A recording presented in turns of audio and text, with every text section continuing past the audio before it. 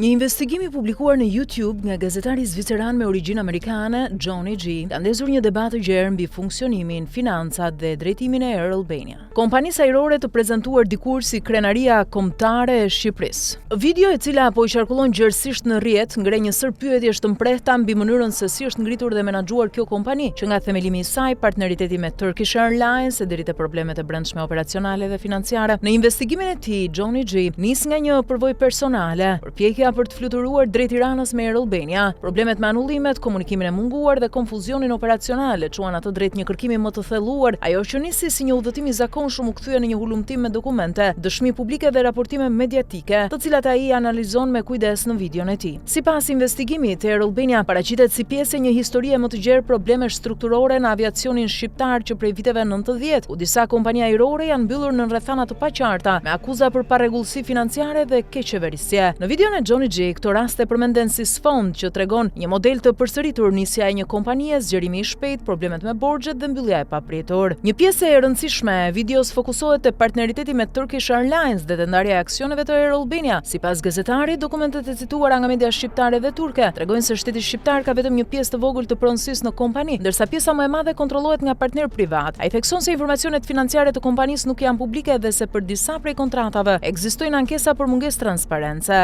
Johnny G sjell në vëmendje edhe raste të raportuara publikisht, ku avionë janë rikthyer nga kompanitë e huaja për shkak të mospagimeve të detyrimeve apo kontratave të ndërprera. Sipas tij, këto kompani sillin pyetje mbi qëndrueshmërinë financiare të Air Albania, ndërkohë që mediat shqiptare kanë raportuar se aktualisht kompania operon me një numër shumë të kufizuar avionësh. Përveç çështjeve ekonomike, investigimi prek dhe tensionet mes medias dhe kompanisë. Johnny G referohet raportimeve për raste ku gazetarë shqiptar janë penguar gjatë punës së tyre, ndërsa disa emra të biznesit dhe politikës përmenden në media për lidhje me projekte të mëdha infrastrukturore dhe kontrata në sektorin e aviacionit. Gazetari thekson se shumë nga këto informacione janë të bazuara në raportimet hapura dhe ai vetë nuk ka mundur t'i verifikojë të gjitha në mënyrë të pavarur, një detaj që e përsërit disa herë për të ruajtur pamshmërinë. Video e tij nuk synon të prek imazhin e vendit apo të qytetarëve shqiptar. Përkundrazi, Johnny G thot qartë se Shqipëria është një destinacion që e ka dashur dhe vizituar me kënaqësi. Por se praktikat që rrethojnë kompanitë të caktuara publike janë problem që prek direkt qytetarët, taksapaguesit dhe imazhin e vendit.